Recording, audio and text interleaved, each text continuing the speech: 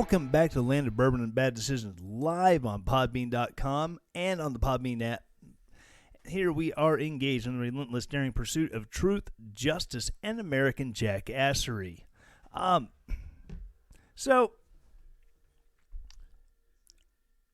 I've learned from other people in this industry, whether it be actual radio, whether it be podcasters, whether it be television.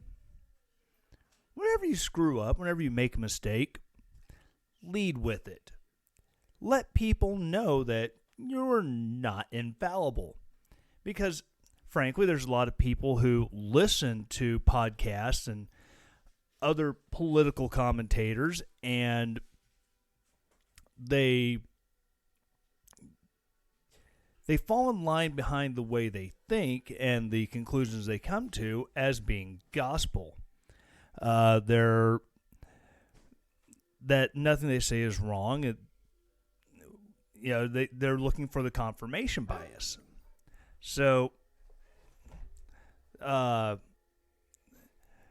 this week, I got into a Twitter kerfuffle, a dust-up, if you will, with former Missouri Secretary of State Jason Kander.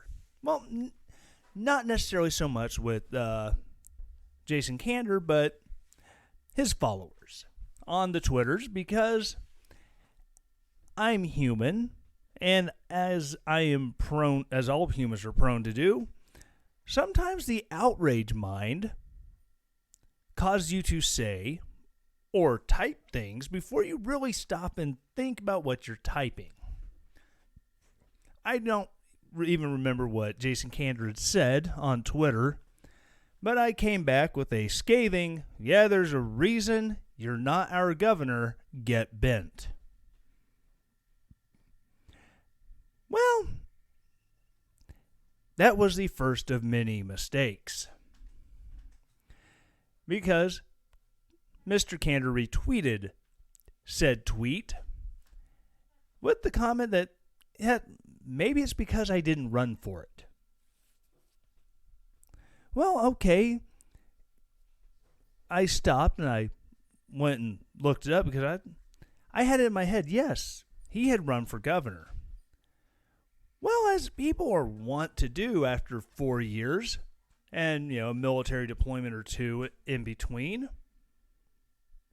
things kind of get mixed up.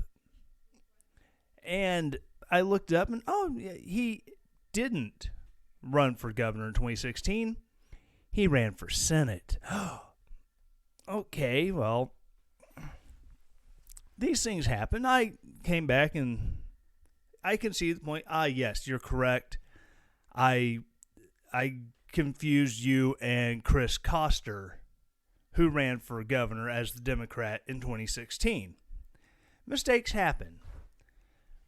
Well, at that point, the mob had already glommed on, and has been proven over and over and over and over again. No amount of kowtowing or apologizing will satisfy the mob. Once blood is in the water, that is all the mob wants. They're like sharks that way.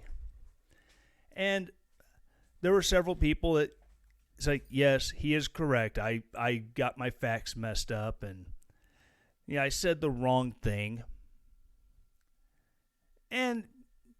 But no. You should delete the tweet, and you should delete your account. Wait, really? But I reached out on Twitter, and Mr. Kander, I apologized. Number one, what I said was uncouth. I shouldn't have said that, shouldn't have told you to get bent. That was unbecoming. And yes, you are correct. I got those two things mixed up, and, I apologized.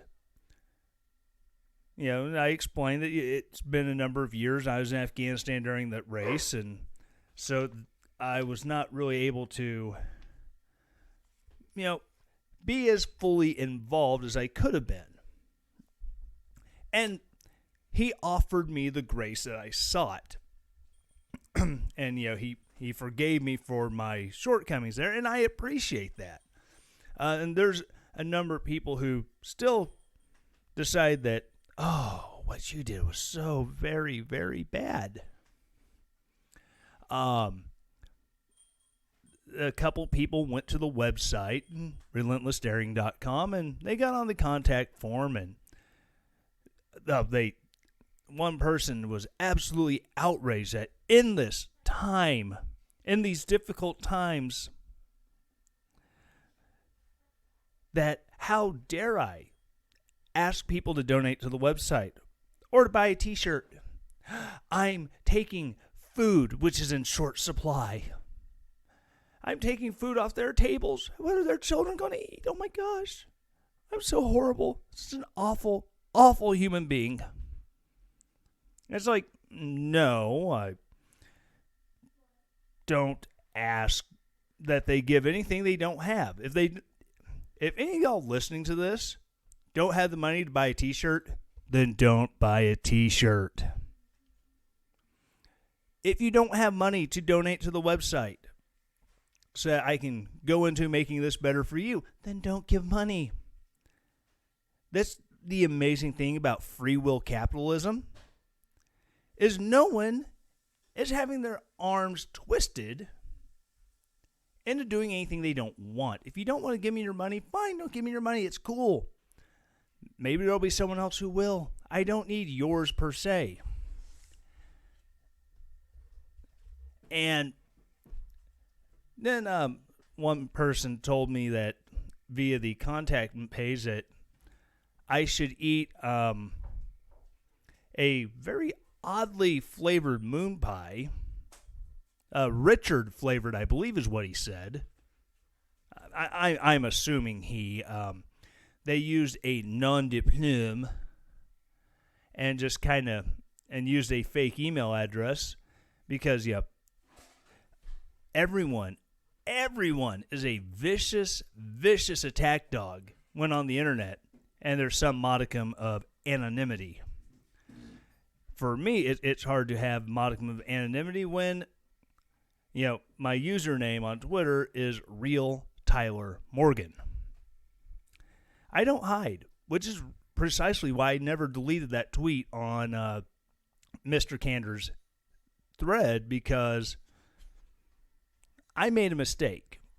The mistake is now out there on the public record, and even if I delete it, the internet is forever and ever and ever and ever and ever.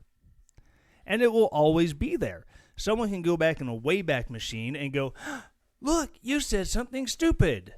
And it's like, yeah, so I own my stupidity and I own my mess-ups because that's what I do. It's called integrity. If I'm going to have the large, shiny, brass cojones to say something stupid, right, and be wrong, yeah, why not? Why can't I let it stay out there? I'm not going to hide. One person actually asked, are you incapable of being embarrassed? Yeah, I am capable of feeling embarrassment. But why should I be embarrassed? Because I said something dumb. I made a mistake. Mistakes are what you use to learn. If you did everything right all the time, you would never learn anything. And how boring would that be? There's all kinds of conversation going on here.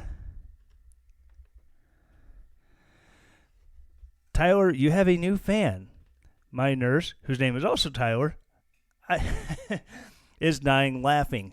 I am glad. It's from Alyssa. Alyssa had a little head surgery this week. Sounds like everything went well. I mean, you're still alive. You're here listening to the show, so I'm glad you made it through. I hope everything goes well. Scuba Steve says, ending net neutrality will kill us all. No. No, the coronavirus is going to kill us all, or at least all the old people. I don't know. Yes, Alyssa's not dead, just suffering a rough recovery. Hey, I hope the recovery goes well. But again, to those of you who are willing to look past someone screwing up, someone saying something dumb, thank you. It's really asking a lot these days to say, well, you should have some grace because sometimes people say and do dumb things. Ain't nobody perfect. There's only been one perfect person to walk this world, and that is my Lord and Savior, Jesus Christ. And if I were to hold everybody in this world, including myself, to that standard, oh my goodness, I'd be depressed and hating on everybody, including myself, because there's no way anyone can live up to those kind of standards. But such is life. And to those of you who are willing to give a poor infantryman who is prone to, shooting off from the mouth, or in this case, the thumbs, a little quicker than what he probably should, willing to give me the chance. Thank you. Thank you for sticking with me. Thank you for not being part of the It's a Witch, Burn Her crowd.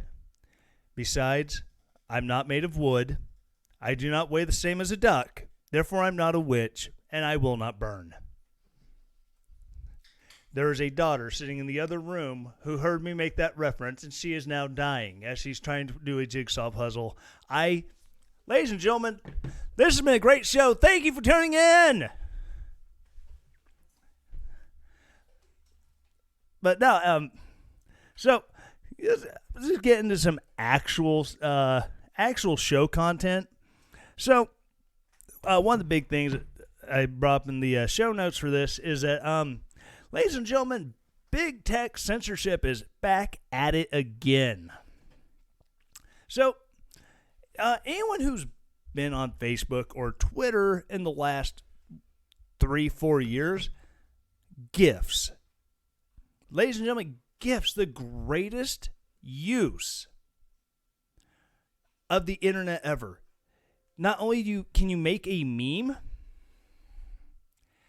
but you can make it move. Steve says, back? When did it leave? Yes.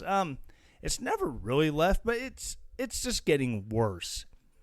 One of the greatest providers of memes and GIFs on the interwebs is an app called Giphy.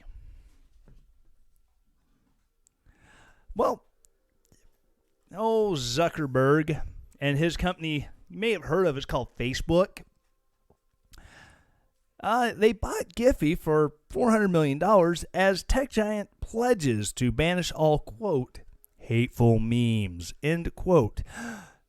So you're going to banish dank memes?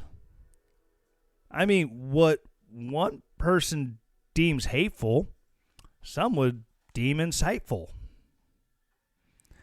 What some say, oh, that's offensive, some would go, it's way more true than you know. But this is a story from Zero Hedge. Remember when Jeff Bezos agreed to buy the Washington Post back in 2013 for a paltry $250 million? Alyssa just asked if I said dank memes. Yes, I did say dank memes, because the best memes are the dankest memes. Well, nearly 10 years later, Facebook has reportedly agreed to pay $400 million for Giphy, described by Axios as, quote, a popular platform for animated images, end quote. The deal comes as the Trump administration, DOJ, cranks up antitrust scrutiny of tech titans. Which, in related news, 3 minutes prior to the government announcing antitrust investigations into Alphabet and Google, one billionaire, George Soros, like I said 3 minutes before this was announced, George Soros dumped a crap ton of Alphabet stock. And it's like, isn't that interesting? I wonder if he's going to face the same scrutiny that, say, I don't know, these Republican and Republican Democrat senators and congressmen face when they left a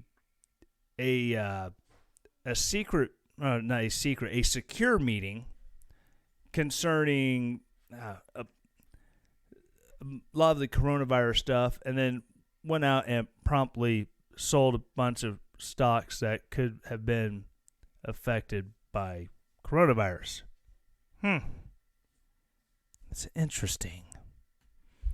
All right, Sean says, it is the memes that make us strong and sarcastic. Yes. Dank memes. Gotta love them. Anyways. Takeaway, according to Axios, is that Facebook's powerhouse advertising business will enable it to easily monetize Giphy's content, potentially transforming the business into an extremely profitable one. Background, a source close to the situation says that the two companies first began talking prior to the pandemic, although that was more about a partnership than an acquisition. This is a quote from Axios. Giphy is expected to retain its own branding, with its primary integration to come via Facebook's Instagram platform. New York-based Giphy had raised $150 million in VC funding since its 2013 inception, from firms like BetaWorks, which incubated blah, blah, blah, blah, blah, and a whole bunch of different capital partners that went into it. Bottom line, Giphy is a massive video library with hundreds of millions of daily users that share billions of GIFs that generates revenue via branded content, adding Facebook's ad sales and marketing firepower that could be what transforms it from a popular service into a highly profitable one. Which, okay, that sounds all above board, but you get into it a little further. Again, this is back to the Zero Hedge article. Adding an extra layer of irony, Facebook this week announced the launch of its Hateful Memes Challenge, where researchers will compete for a cash prize to develop an AI that can, quote, successfully detect hateful memes, end quote. I.e., anything that anyone finds offensive, probably a much broader category than many realize. So, what's offensive to you? I mean, earlier this week, I discovered an amazing meme. Anyone who is a fan of old vaudeville-style comedy, perhaps you remember a certain Abbott and Costello bit called Who's On First? Bud Abbott has just become, the coach for the St. Louis Wolves. And his exasperated buddy, Lou Costello, is trying to figure out who is on the team. Scuba Steve, who's on second? No, what's on second? Thank you for playing. But this meme could be determined to be offensive by people who love the World Health Organization. Scuba Steve said, I don't know. That's third base. I don't give a damn. He's a shortstop. Back to the show. So, it's Bud and Lou standing there. Lou asks, Trump stop funding who? Yes. So who doesn't get the money? Not a penny. But what's the name of the organization? Who? The one's not getting the money. Who is not getting the money? That's what I'm asking you.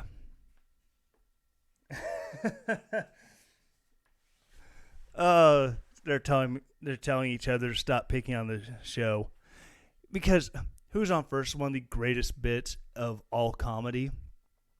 And then just going into this, I said that meme could be determined to be offensive. Now, I do have some that I've acquired via the interwebs that, oh yeah, legitimately offensive to people of weak constitution. But me, I don't find it offensive because I've seen much, much worse than what is depicted in said memes. But I'll give you a hint of what could possibly be in it because it's a YOLO meme. But so now you have Facebook, who's trying to figure out what people find offensive. I'm sorry. There's going to be anti-theist memes making fun of any and all religion. Who's going to be offended by that? Probably religious people of all stripes, not just Christians, Jews, or Muslims. You're going to have Hindus and Buddhists and Pastafarians who get upset at these anti-theist memes. I referenced Pastafarians, and there is a laughing teenager in the other room. Ladies and gentlemen, the show is over. Thanks for tuning in tonight. But yeah, there are people of all stripes who are going to be offended by something. You can't go through life without being offended. Many of us are used to coming across offensive smells, offensive noises, offensive people. And we're going to let our panties get all in a bunch over memes. I am glad social commentators like George Carlin or Lenny Bruce are no longer alive because their minds would explode. These are people who they are notedly left-leaning. They would look at what the left is doing today and say, have you lost your damn minds? This is the stuff that we were fighting against in the 60s when Lenny Bruce was getting arrested for using F-bombs and talking about sex and self-pleasure on a public stage in a comedy show. Because it was offensive. It was obscene. And then now we have people, it's a non-issue to have a mom who is a stripper go to their child's career day and give a demonstration on what she does. That's not offensive. You have people who are trying to normalize pedophilia. Well, that's not offensive. That's a parasexual, whatever. Lots of big fancy words to try to normalize it. It's no different than being turned on by feet or people in stockings. They're children. The very notion of trying to make pedophilia normalized is offensive. But now you have people who say, oh, you posted a pro-Christianity meme. That's offensive because I don't believe in your God. Or you get the people who are, I'm a Christian and that is not what my Bible from the Church of Unitarian Universalism teaches. Well, the Church of Universal Unitarians is quite heretical if you actually follow the tenets of the Bible. But neither hither nor yon. Now, we have Facebook trying to figure out memes that offend people. Since when did we become such a soft society that we let funny pictures get under our skin? And, oh, it offends me. Could it possibly be because the left can't meme? And so the only way they can defeat memes is by taking away all the good ones from people? I don't know. It's a possibility. I don't think that I don't think any platform that supposedly supports free speech should be in the business of dictating what is or isn't proper speech. Because then the next thing you know, you have Big Brother saying, Dave, you can't say that because it's not in line with the new speech. Yes, I know. Someone is out there going, wait, did he just combine 1984 and 2001 A Space Odyssey? Yes, I did. Get over it. But it's ridiculous to think that, it's bad enough you already have social media platforms. Scuba Steve said it was nicely done. My combining of two wholly separate, one sci-fi, one a future in which everything we say and do is controlled. Even the resistance is part of Big Brother. But it's absolutely disgusting, though, that you have platforms who say that they're for free speech turn around and police what people say and do. It's absolutely mind-boggling. I'm going to take a quick break, and we'll be right back after this.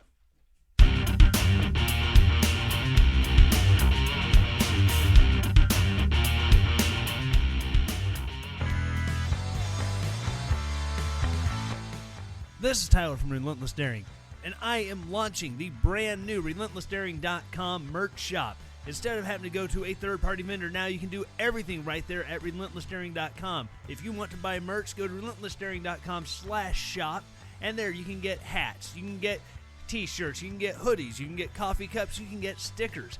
Go there today to show your love for the Relentless Daring podcast. And as always, stay relentless.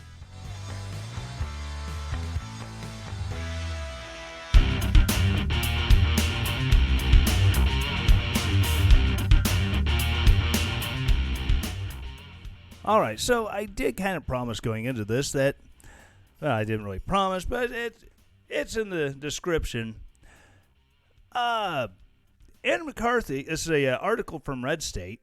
Andrew McCarthy, he's a retired federal prosecutor, lays out perhaps the biggest scandal involving Michael Flynn, and it could be explosive. The level of corruption emanating from the Michael Flynn ordeal continues to be revealed as staggering. To qualify the headline, there are a lot of real scandals surrounding the Flynn ordeal that splinter out in multiple directions. But Andrew McCarthy focuses in on one of the most serious questions, one of which the author noted in their analysis yesterday. Despite Wednesday's blockbuster news about dozens of Obama administration officials who unmasked, which, for those of you who have not been getting inundated with unmasking and blah, blah, blah, blah, blah for the last 6 to 12 months and going all the way back to 2016, 2017. That is where when an American civilian or an American citizen who was caught up in a foreign surveillance operation, whether it's completely benign or they're participating in some sort of, bad shenanigans. And the government says, hey, we want to know who American Citizen 1 on this tape is. And they look into it, and they reveal that it is Bob from down the street. Or in this case, retired U.S. General Michael Flynn. All right, so anyways, back to this. And then coming to Trump National Security Advisor Michael Flynn, there remains a gaping hole in the story. Where is the record showing who unmasked Flynn in connection with his fateful conversation with Russian Ambassador Sergei Kislyak? As I wrote in my piece, this leaves only two possibilities. Either there's a cover-up in which the records dictating the unmasking requests of the call were destroyed, or he was never masked in the first place. Evidence suggests the latter is more likely, but if Flynn was never masked, yet his name was disseminated to Obama and his officials as raw intelligence, how exactly did that happen? It's a fair question. What McCarthy hits on is an angle that seeks to answer the question, one which could prove potentially explosive.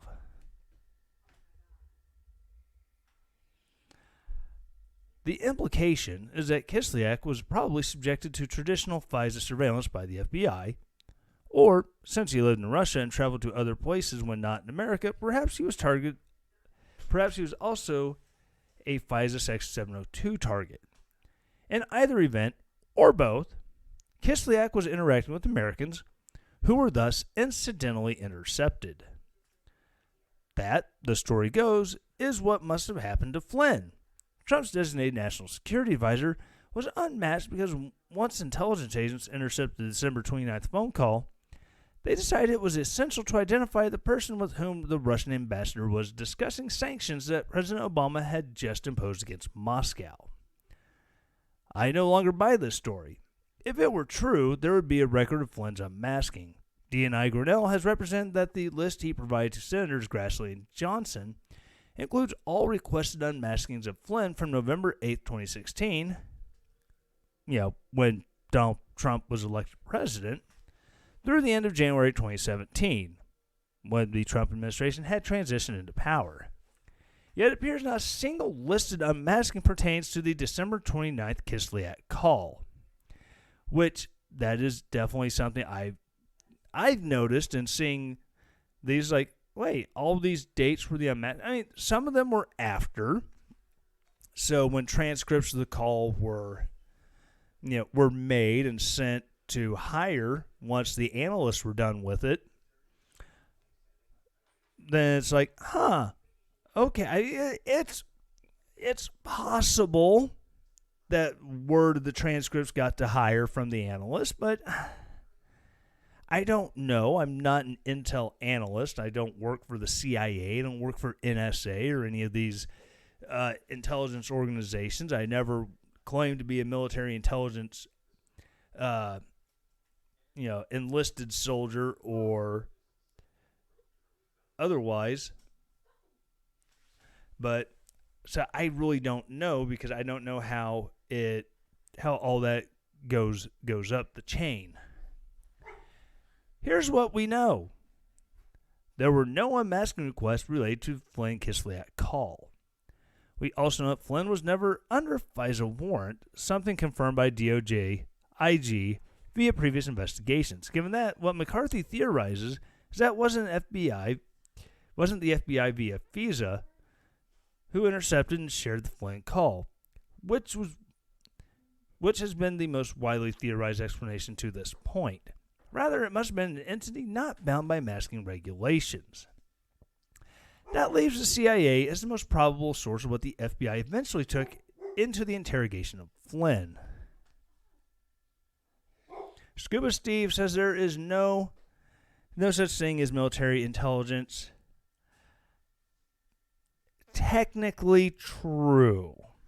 They have people who claim to have that military occupational specialty, but I'm not exactly sure what it is they do. Every time I've gone to the S2 office, which is your battalion or brigade level intel shop, it's just usually people coloring with crayons. I mean, they're not eating the crayons, so they're better than Marines. But, remember, for years we've been assured that the CIA was not involved with the Flynn ordeal nor the Trump-Russia investigation. The reason for the pushback is obvious. The CIA is not chartered to spy on and investigate American citizens. If there was ever an admission they intercepted and disseminated the Kislyak call, it would further the scandal greatly. Yeah. But as McCarthy points out, Flynn just so happened to be on vacation outside of the U.S. when the call was intercepted. In other words,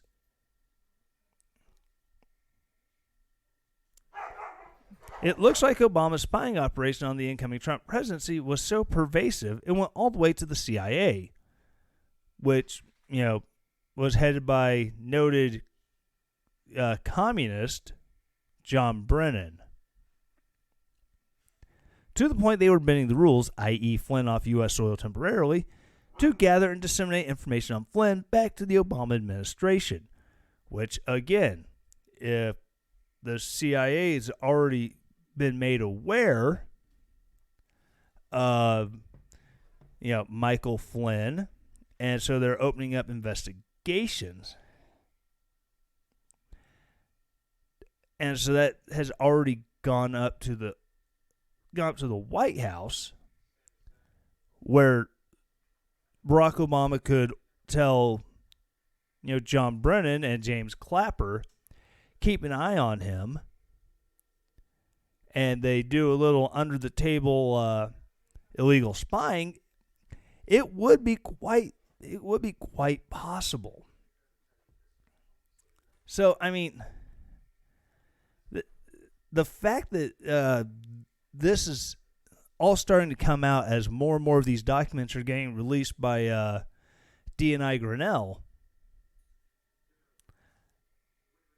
it could, emphasizing could for a reason, very possibly, in a perfect world, lead to somebody going to jail over all of this. And the problem is there's so many people who know so much dirt that really makes it hard. I mean, you would think the Secretary of State who allowed her ambassador, someone who she said was her friend, to be murdered in a 13-hour attack on U.S. consulate in Libya, can get away scot-free. Where's the political will to really go after these higher-ups in the U.S. intelligence service? John Brennan, James Clapper, going after people in the FBI who fraudulently changed 302 forms about the investigation. People who knew that Michael Flynn was not being deceptive. And they did say that, the what we could say he lied on is immaterial. And technically we couldn't charge him with lying to the FBI to begin with.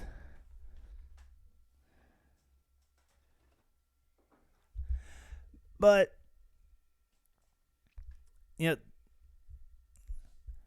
I just honestly, I don't see anything of note happening at all.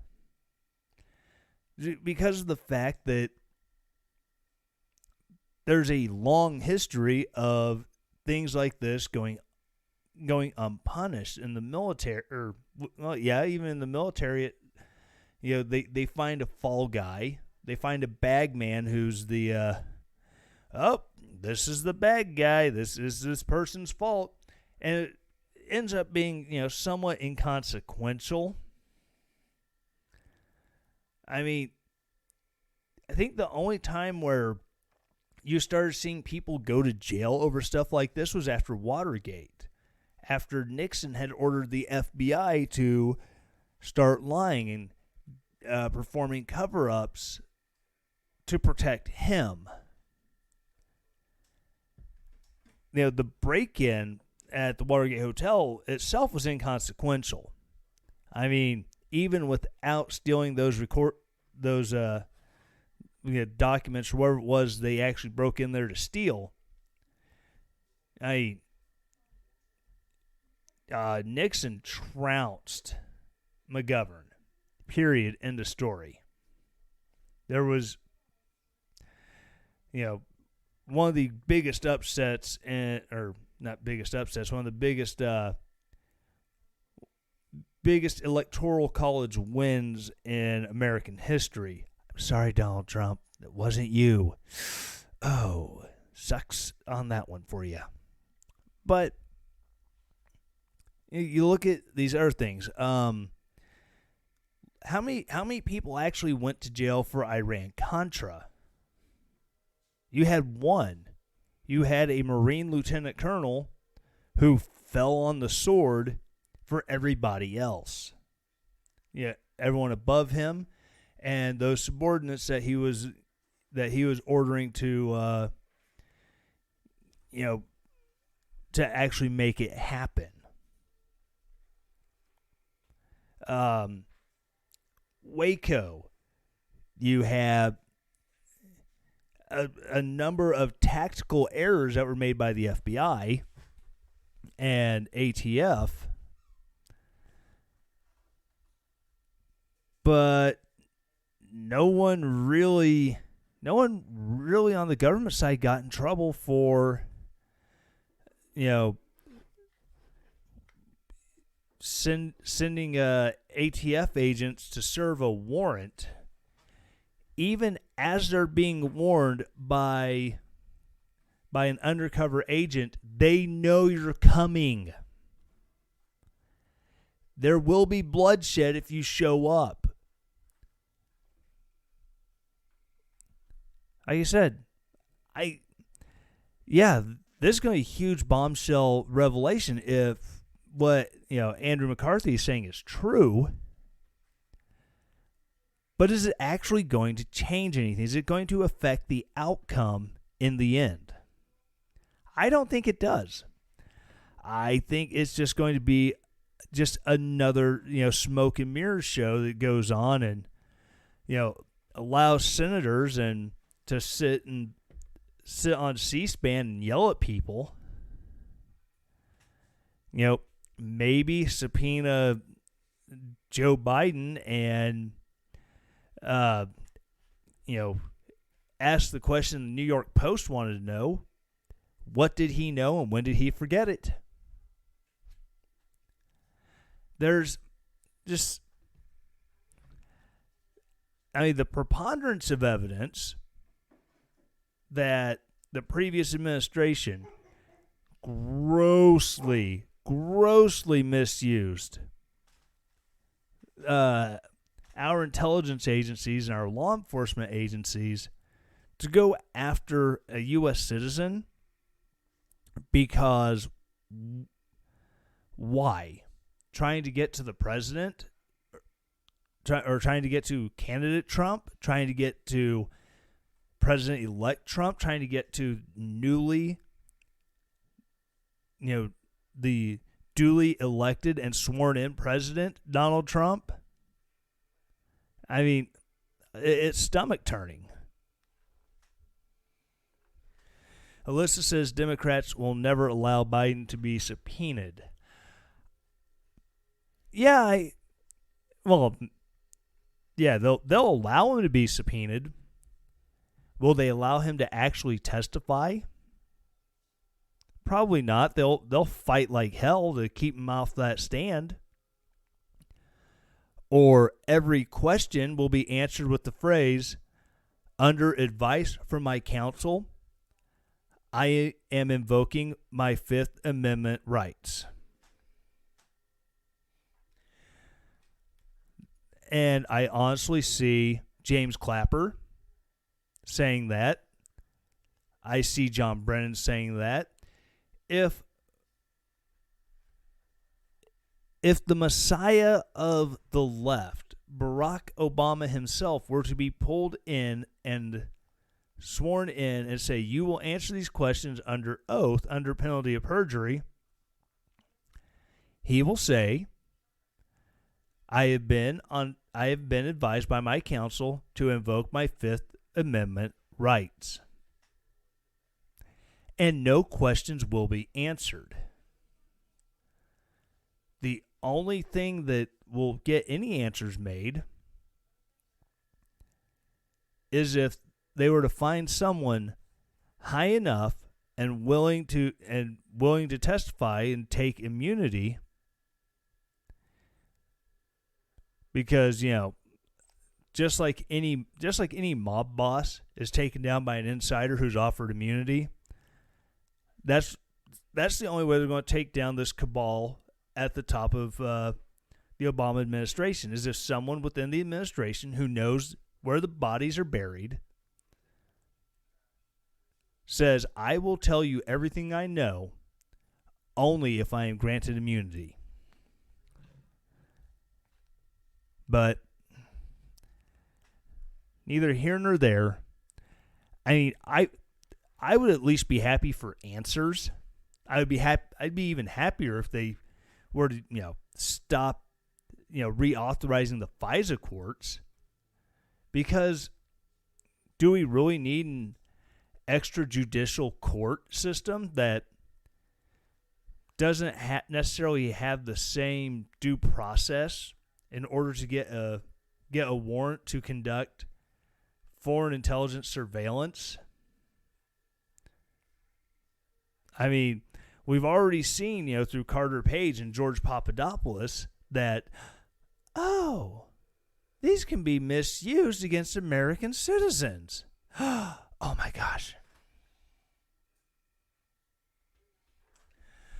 But, shenanigans. And last thing before I get off here, I've been saying the whole coronavirus has been here a lot longer than we thought. Well, there's an article from the Seattle Times from just a few days ago, the 14th, so Thursday, and it was updated this morning at 10:25 a.m. This is from Lewis Cam at Seattle Times. She came down with the bug 2 days after Christmas.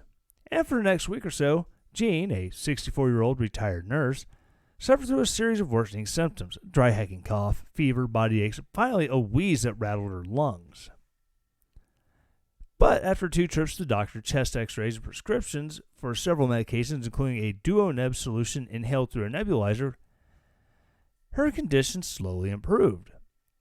Months later, after the novel coronavirus pandemic had exploded across western Washington, the nation, and into the American consciousness, Jean and dozens of others like her have wondered if their early winter colds really were undiagnosed cases of COVID-19, the illness caused by the virus.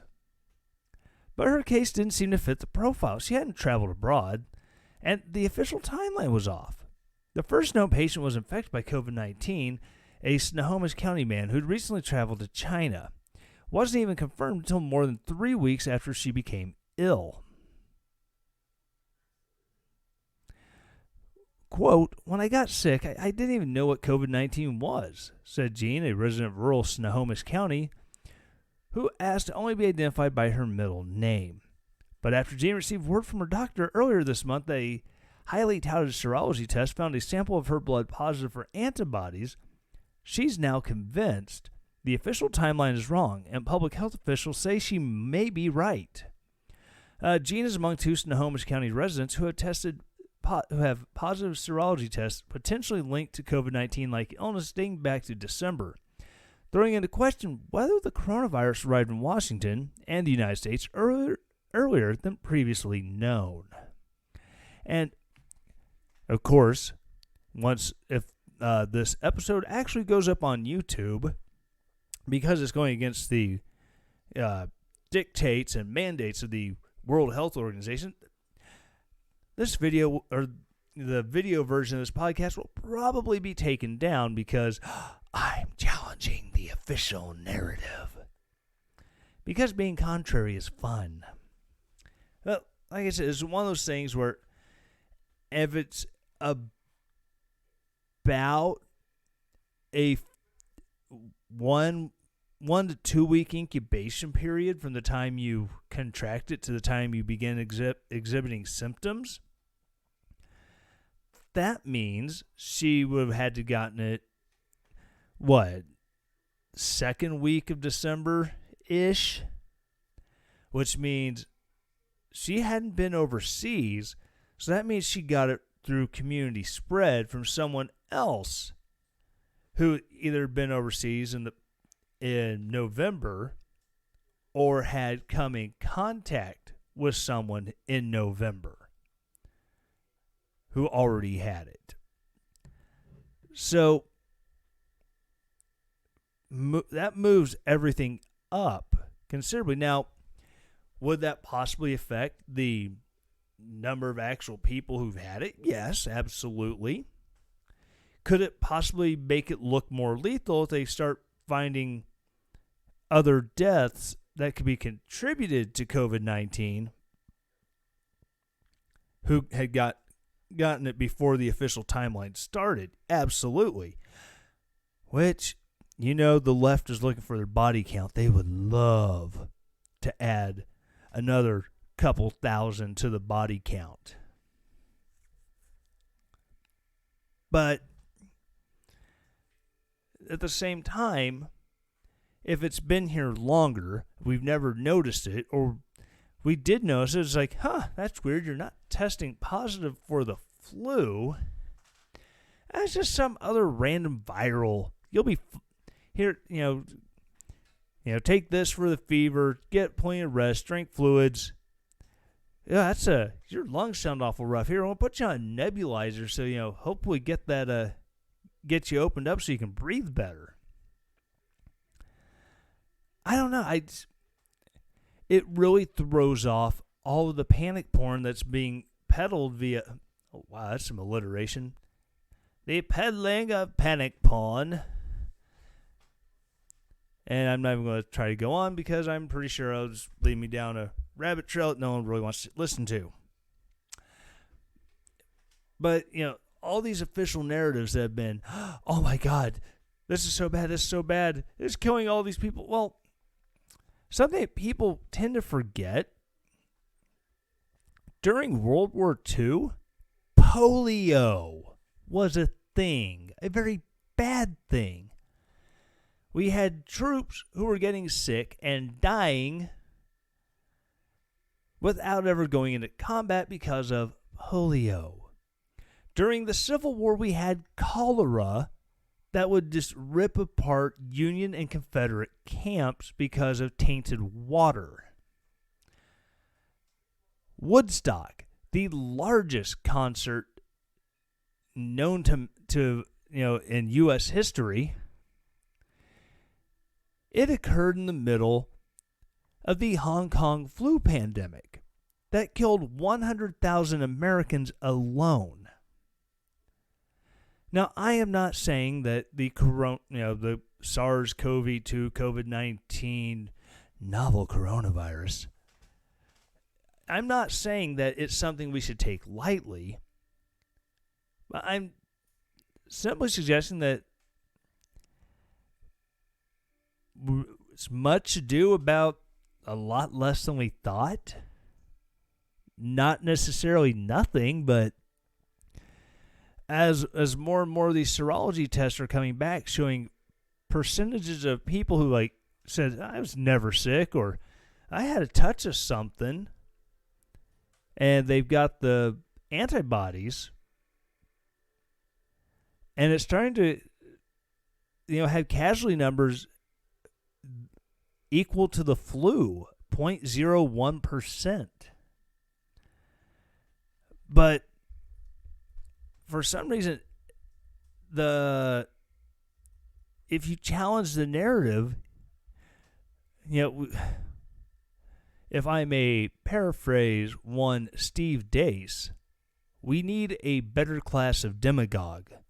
Besides, you just want old people to die. Scuba Steve says, we must protect everyone from a devastating virus with survival rate of only 98%. Oh, it's. I think it's a higher survival rate than that of like 99.9%. Just saying. I mean, unless you live in New York City, which has been absolutely ravaged, unless you live in St. Louis is getting hit fairly hard. I mean, the majority of cases and deaths in Missouri are St. Louis County, St. Charles County, and around Kansas City and St. Joseph. But they're not necessarily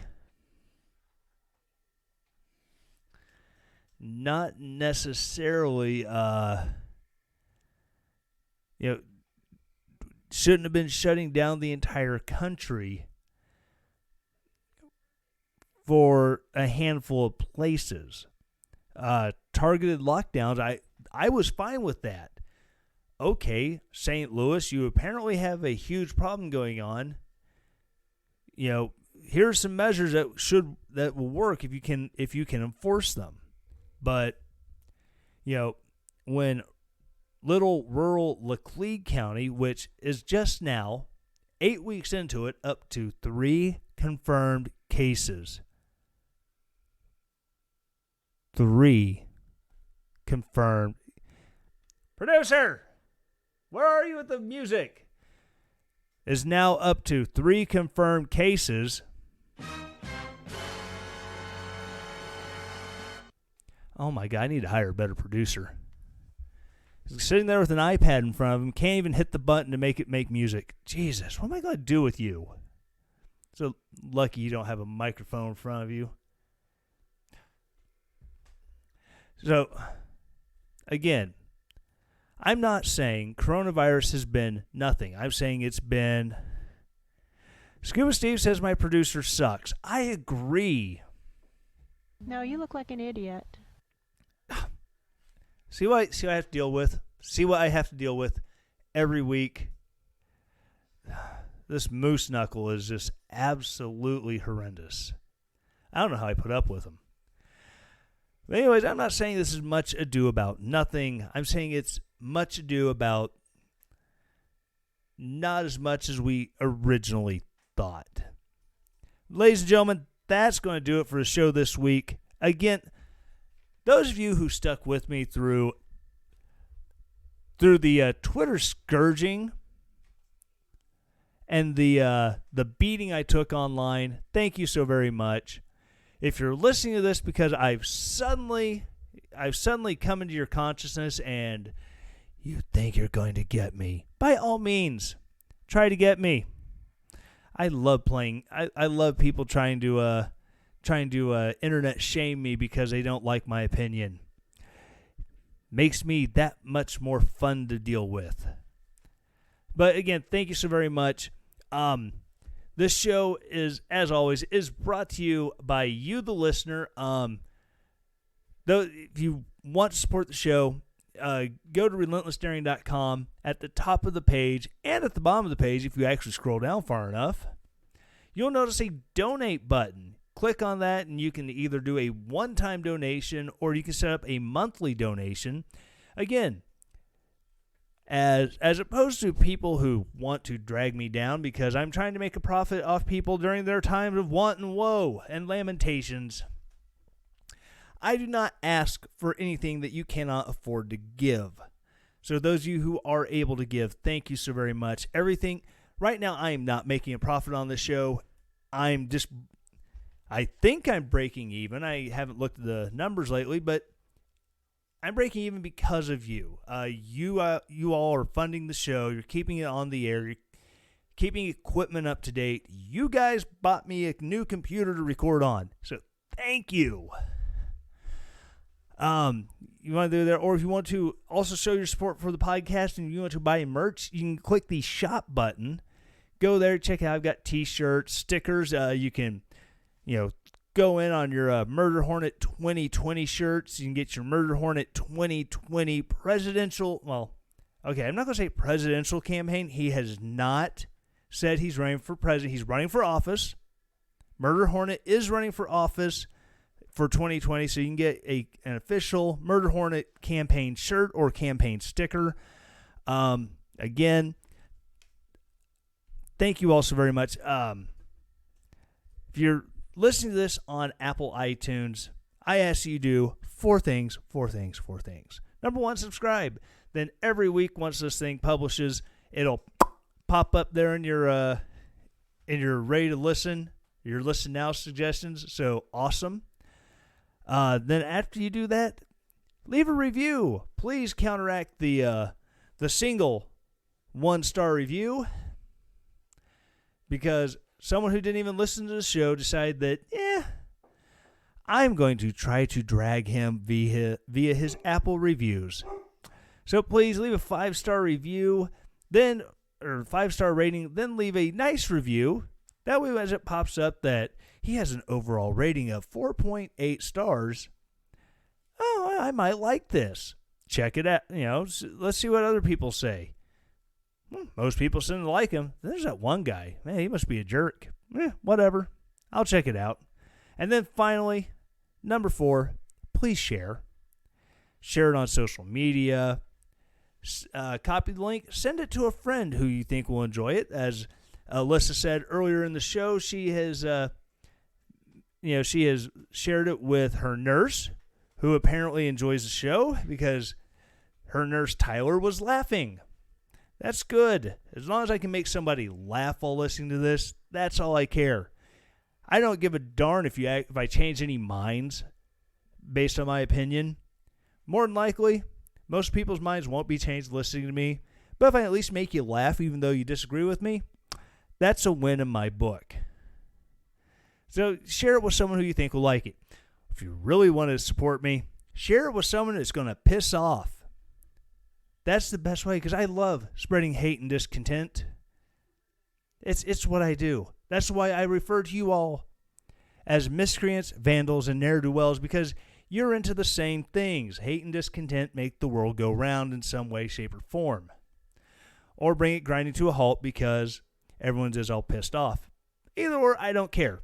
Anyways, thank you all for listening. And as always, stay relentless.